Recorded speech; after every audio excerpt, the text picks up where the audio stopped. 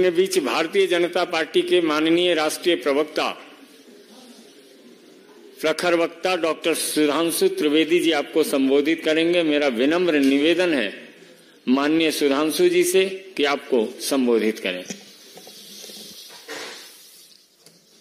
मित्रों, लोकसभा चुनाव की प्रक्रिया जो आगे बढ़ती जा रही है, त्यों अपनी हार को निश्चय देखते हुए इंडी गठबंधन के नेताओं की निराशा, हताशा और कुंठा इस तथाकथित मोहब्बत की दुकान के अंदर से एक जहरीली जुबान के रूप में सामने आती जा रही है। पहले भी प्रधानमंत्री श्री नरेंद्र मोदी जी के प्रति एहसास कमतरी यानी इंफीरियरिटी कॉम्प्लेक्स, ईर्ष्या और ग्लानि के कारण अनेक प्रकार के आपत्तिजनक, अभद्र, निंदनीय बयान दिए गए। परंतु अब ऐसा प्रतीत होता है कि इस तथाकथित मोहब्बत की दुकान में सिर्फ जहरीले सामान ही नहीं है, ये किसी सियासी फरमान का हिस्सा है। मतलब there is a possibility of a political dictate which is being given from the top to carry on giving these type of dastardly statements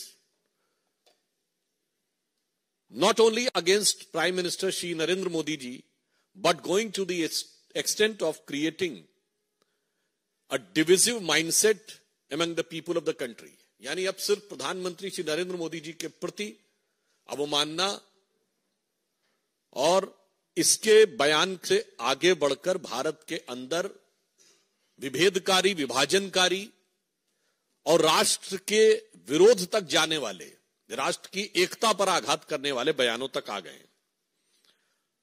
और कई बार ये लोग किस प्रकार का ज्ञान देते हैं, यही समझ से परे है। देखिए देश को कैसे भ्रमित करने का प्रयास करते हैं। अभी केरल के मुख्यमंत्री श्री पिनारी विजयन ने सीए के ऊपर बोलते बोलते एक बहुत विचित्र बयान दिया। यह बयान जितना विचित्र है उतना ही स्पष्ट इसकी मानसिकता है।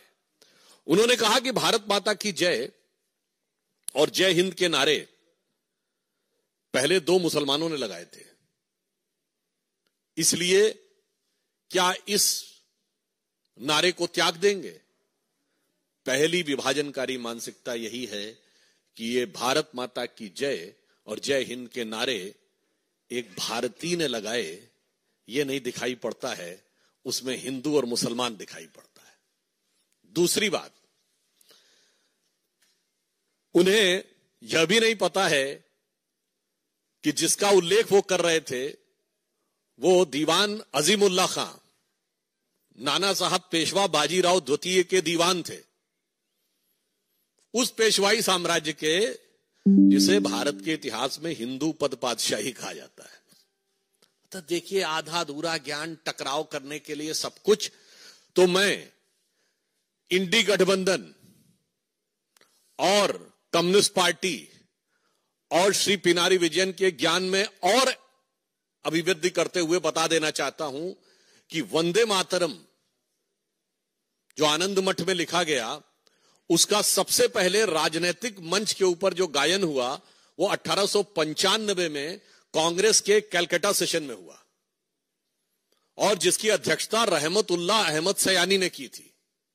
यही तो मैं कहना चाहता हूं, ये सब भारत की एकता के प्रतीक थे, मगर सियासत के मकड़ जाल में इन लोगों ने इन चीजों को इस रूप में प्रस्तुत कर दिया कि भारत की एकता के प्रतीक उद्घोषों को सांप्रदायिकता का प्रतीक बनाने का प्रयास किया। और जो चाल 100 साल पहले थी वो आज 100 साल बाद भी वही फितरत है।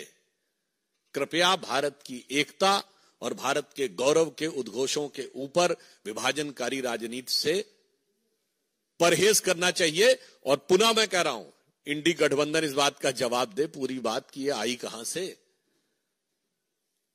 और मैं पुनः कहना चाहता हूं, उससे भी आगे बढ़कर जिस भारत माता की जय और वंदे मातरम की बात कहते हैं, पहले तो पता नहीं उनको, शायद वो लेफ्टिस्ट ही ज्ञान है। अरे भाई, ऋग्वेद के पृथ्वी सूक्त में लिखा हुआ माता भूमि पुत्रो हम पृथिव्या, ये धरती हमारी माता है, ये देश हमारी माता है और हम इसके पुत्र हैं। गीता भी माता है, गंगा भी माता है, गौ भी माता है, भारत भी माता है, धरती भी माता है, मगर कम्युनिस्टों को उसमें कुछ और नजर आता है। तो इसलिए अब यह सवाल स्वाभाविक रूप से बन जाता है कि इंडी गठबंधन के नेतृत्व के लोग इस बात का जवाब दें। अब आप आइए दूसरे राज्य पे। तमिलनाडु के मुख्यमंत्री एम.के. स्टालिन साहब ये कहते हैं कि तमिलनाडु के लोगों को उनके लिए वोट करना चाहिए और प्रधानमंत्री श्री नरेंद्र मोदी जी के प्रति उनके मन में, अब तो मैं ये भी कहूंगा, सिर्फ अवमानना नहीं है, असुरक्षा का भाव आ गया है। I want to make it very clear that now the statement of Sri M.K. Stalin, who is trying to portray that Sri Narendra Modi ji is not working to the interest of Tamil Nadu people, is derived not only from the motive of having disrespect towards Prime Minister, but rather than it signifies a sense of insecurity in him. Because at present, Prime Minister Shri Narendra Modi is the most popular leader even in Tamil Nadu. और मैं fact के रूप में बता देना चाहता हूं, भारत के इतिहास में पहली बार ऐसा हुआ है। मैं पूछना चाहता हूं, प्रधानमंत्री जी ने अभी काशी में एक माह पूर्व तमिल में जो बोला था उसे एआई के जरिए सीधे तमिल में ट्रांसलेट किया गया।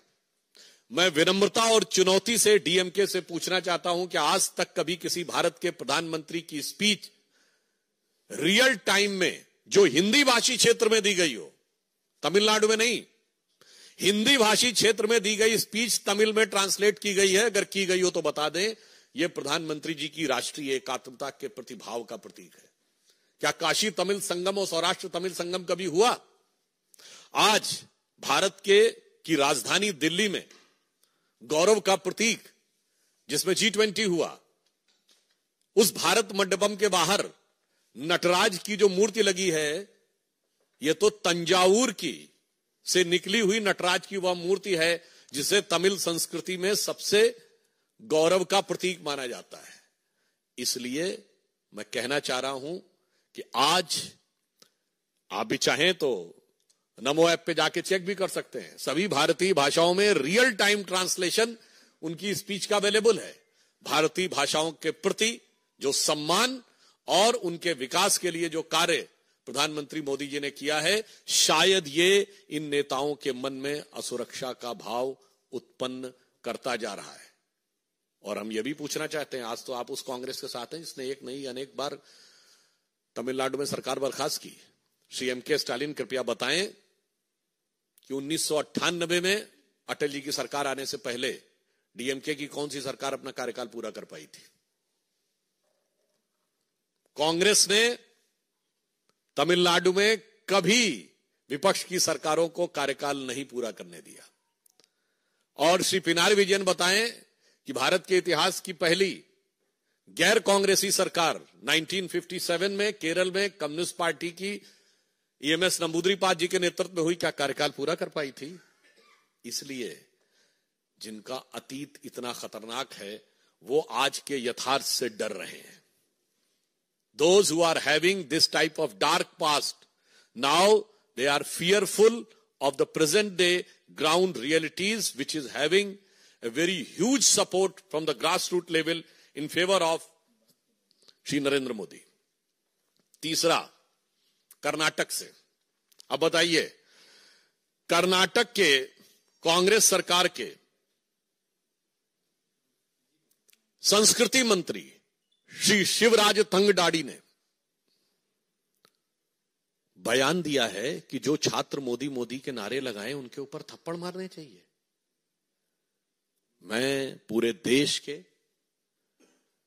जो भी इंटेलेक्चुअल एस्टैब्लिशमेंट के लोग हैं, अपार्ट फ्रॉम इंडी गठबंधन, पूछना चाहता हूं, क्या इस देश में लोकतंत्र को समाप्त करने का अरण्य रोदन करने वाले, की रुदाली करने वाले लोगों से पूछना चाहता हूं, राजनीतिक नारे लगाने के ऊपर आप थप्पड़ मारने की बात करेंगे और वो भी प्रधानमंत्री जी के नाम के ऊपर, और आप कहेंगे कि यह लोकतंत्र है? और फिर वहां तो कांग्रेस की सरकार है। मैं पूछना चाहता हूं कांग्रेस पार्टी से, सोनिया जी से, राहुल जी से और कांग्रेस के अध्यक्ष खड़गे जी जो वहीं से हैं, ये वही कांग्रेस पार्टी है जो गांधी जी के विचारों का अपने को प्रतीक बोलती थी। जो कहा जाता था एक थप्पड़ मारे दूसरा थप्पड़ आगे कर दो, गाल आगे कर दो, अगर एक गाल पे थप्पड़ पड़े तो दूसरा गाल आगे कर दो। इन विचारों वाले आज कहते हैं कि नारा लगे तो थप्पड़ मारना शुरू कर दो। ये अवश्यंभावी हार की हताशा में हिंसा तक उतर आने की एक खतरनाक प्रवृत्ति का प्रतीक है। ये कांग्रेस उन्हीं गांधी जी की प्रतीक है जिन्होंने तो नोआखली में जाके इसलिए अनशन किया था कि अगर हिंदू समाज के लोग मारे भी जा रहे हैं, हिंसा भी कर रहे हैं, हत्याएं भी हो रही हैं, तो भी प्रतिक्रिया मत करो, शांति से बैठे रहो और आज कहते थप्पड़ मारना शुरू कर दो। इसलिए यह दर्शाता है कि ये राहुल गांधी की कांग्रेस का गांधी की कांग्रेस से कोई मतलब नहीं है। केरल का बयान इंडी गठबंधन के सीएम, तमिलनाडु का बयान इंडी गठबंधन के सीएम और कर्नाटक जहां प्रत्यक्ष कांग्रेस की सरकार है, कम से कम कांग्रेस को आज स्पष्ट रूप से यह बताना चाहिए कि इस प्रकार के विभाजनकारी, इस प्रकार के विभेदकारी और इस प्रकार के हिंसात्मक, this type of divisive and violence provoking statements are having any relevance in the democracy और नॉट। और मैं इसलिए यह कहना चाहता हूं कि इस चुनाव में जहां एक तरफ भारतीय जनता पार्टी और एनडीए प्रधानमंत्री श्री नरेंद्र मोदी जी के जांचे परखे और खरे नेतृत्व में प्रखरता के साथ जन जन का समर्थन लेते हुए 400 पार के लक्ष्य की तरफ आगे बढ़ रहा है, वहीं अंतर विरोधों से, कुंठा और अवसाद से ग्रस्त होकर अनेक प्रकार के नकारात्मक बयानों को देते हुए यह तथाकथित इंडी गठबंधन सिर्फ पराजय नहीं, मैं कहूंगा आत्मघात की तरफ आगे बढ़ रहा है। इसलिए मैं अंत में सिर्फ यह कहना चाहता हूं कि हम एक भारत श्रेष्ठ भारत पर विश्वास करते हैं। सारा भारत आज एक नए स्वरूप में आगे बढ़ रहा है। आज से तो हिमाचल मोदी जी के नेतृत्व में भारत एक नई करवट लेता हुआ दिख रहा है और भारत की युवा पीढ़ी बहुत स्पष्ट रूप से देख रही है कि उसकी आकांक्षाएं इस नई राजनीति के साथ हैं। ये पुराने जमाने की घिसी पिटी राजनीति, वर्ग, जाति, क्षेत्र में विभाजन करके व्यक्तिगत स्वार्थ और अहंकार को साथ में रखकर चलने की राजनीति अब पूरी तरीके से आउट ऑफ डेट, यानी कालबाह्य हो रही है, वो उसके साथ खड़े हैं। तो मैं देश की जनता से सिर्फ यह आह्वान करना चाहता हूं कि इन चुनावों में ऐसी प्रतिगामी शक्तियों, यानी ऐसी रिग्रेसिव फोर्सेस को बिफिटिंग रिप्लाई दें, समुचित प्रत्युत्तर दें और मोदी जी के पक्ष में इस रूप में खड़े हों कि अरुण गगन पर महाप्रगति का अब ये मंगल गान उठा, करवट बदला अंगड़ाई ली सोया हिंदुस्तान उठा। धन्यवाद।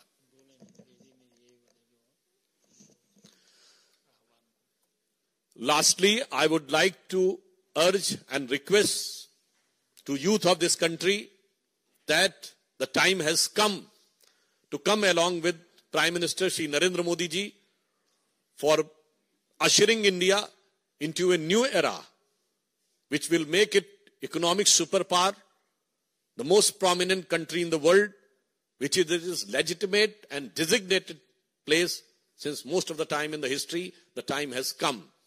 Rather than these type of outdated, regressive politics of the past generation, which was based upon division on the base of linguistic, division on the base of region, division on the base of caste, and trying to portray these things, and the real thing is to control all the wealth and power in favor of their family. This is to be discarded, and in new era, a new politics under Shri Narendra Modi ji is to be supported. So, in this context, I would like to add one thing, that whatever darkness they want to put forth in front of India, but the youth is witnessing a great future ahead. With the Robert Frost poem, woods are lonely, dark and deep, but I have promises to keep, and miles to go before I sleep, and miles to go before I sleep. So we are marching ahead, miles under the leadership of Prime Minister Shri Narendra Modi, to make India a new, powerful, developed and Jagat Guru. मित्रों, एक एक करके प्रश्न। Devendra Parashar, India TV.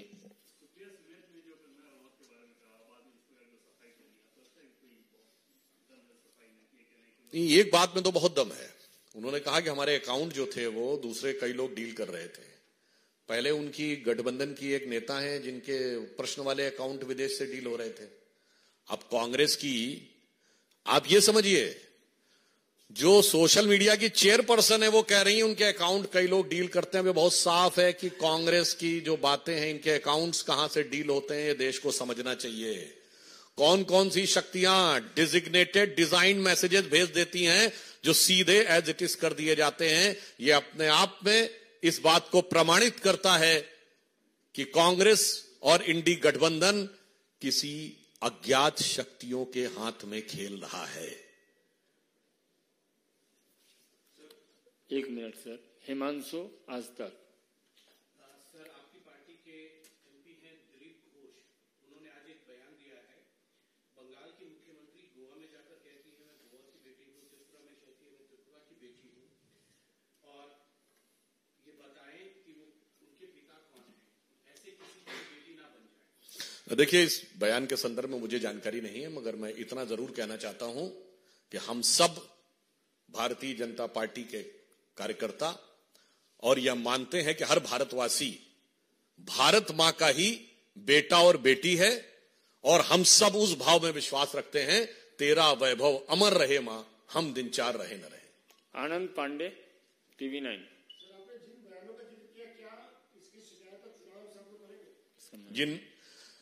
इस विषय में हमारी स्थानीय इकाई निर्णय लेगी। जहां तक मेरी जानकारी है वो संभवतः इसकी शिकायत करेंगे। कमलेश जी।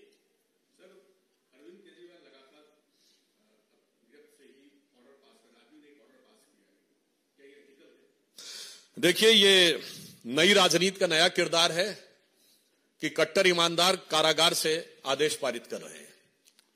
तो मुझे लगता है इसमें क्या इथिकल है, इससे ज्यादा गंभीर इसमें पॉलिटिकल इशू है। ये देश की जनता के सामने एक बात बहुत साफ करता है कि जो लोग आके दावा करते हैं ना कि हम आएंगे और नई राजनीति लाएंगे, नया सवेरा लाएंगे, उनकी असलियत क्या होती है वो दिख गया। तो जो कुछ केजरीवाल जी कर रहे हैं, इसका जो तकनीकी पक्ष है, जो लीगल पक्ष है, उस पे तकनीकी और लीगल एजेंसीज काम कर रही हैं, पर ये एक संदेश देता है पूरे देश को कि अब प्रयोग धर्मी राजनीति का प्रयोग करने का अवसर भारत की जनता के पास नहीं है। भारत जिस निर्णायक दौर में है उसमें तपे तपाए आजमाए मोदी जी के नेतृत्व में आगे बढ़ने का समय है। किसी नई, if anybody wants to indulge in the experimental politics, it can be very detrimental for the moral fabric of the country and of the society. Aishwarya Paliwal. Ravikant Rai. Samajwadi Party के नेता हैं एसटी हसन, उन्होंने कहा है कि हमें परवरदिगार पे पूरा भरोसा है, इंशाअल्लाह इस बार जालिम का खात्मा होगा। नाम किसी का नहीं लिया, लेकिन जो उन्होंने कहा है तो मैं भी ये कहना चाहता हूं, अब उन्होंने परवरदिगार का नाम लिया तो मैं उसी पे उनको जवाब दे देना चाहता हूं कि साहब वो मोदी विरोध की नफरत में इस कदर एहसास कमतरी से वाबस्ता है कि उन्हें समझ में नहीं आ रहा कि हकीकत क्या है। तो जिसे कहते हैं, और इतनी दरार उनके दरो दीवार पे है कि परवरदिगार भी उसे बचा पाएंगे नहीं, मैं नहीं कह सकता। तो मैं उनके लिए कहना चाहता हूं कि इस गठबंधन में नहीं दिखती किसी को कोई दरार, क्योंकि हर दीवार पे चिपके हैं मोदी विरोध के इश्तेहार, और इस सिरे से उस सिरे तक सब शरीके जुर्म हैं। कोई तो जमानत पर रिहा है, कोई है फरार। इसलिए अब उनके लोग ही उनसे आजिज होकर, और देश की जनता कह रही है कि उनके लोग यानी मैं केटी हसन और समाजवादी पार्टी के लोगों के लिए कहना चाहता हूं कि ये रश्क जन्नत अब मुझे रास आती नहीं, मैं तो जहन्नुम में ही खुश था, ऐ मेरे परवरदिगार। Mohit Bhatt, Times now.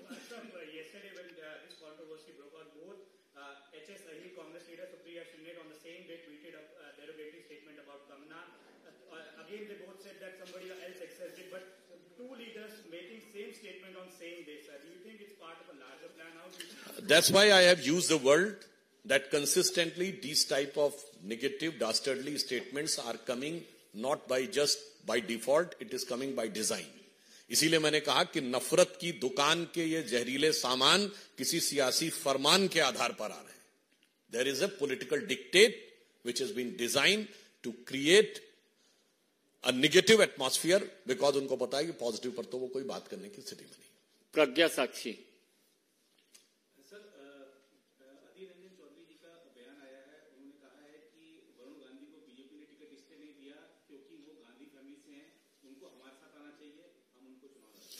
कांग्रेस के नेता प्रतिपक्ष हैं, वो राहुल गांधी जी के बयान के बारे में तो बता नहीं सकते हैं कि अभी तक राहुल गांधी का टिकट अमेठी से क्यों नहीं घोषित हुआ है, और वो अगर हमारे बारे में बोल रहे हैं तो मुझे लगता है कि उनको अपने बारे में सोचना चाहिए. और फिर अगर वो ये कह रहे हैं तो इसका मतलब वो मान रहे हैं कि भारतीय जनता पार्टी का कोई युवा नेता जो मोदी जी की सेना का है वो बड़ा नेता तो है.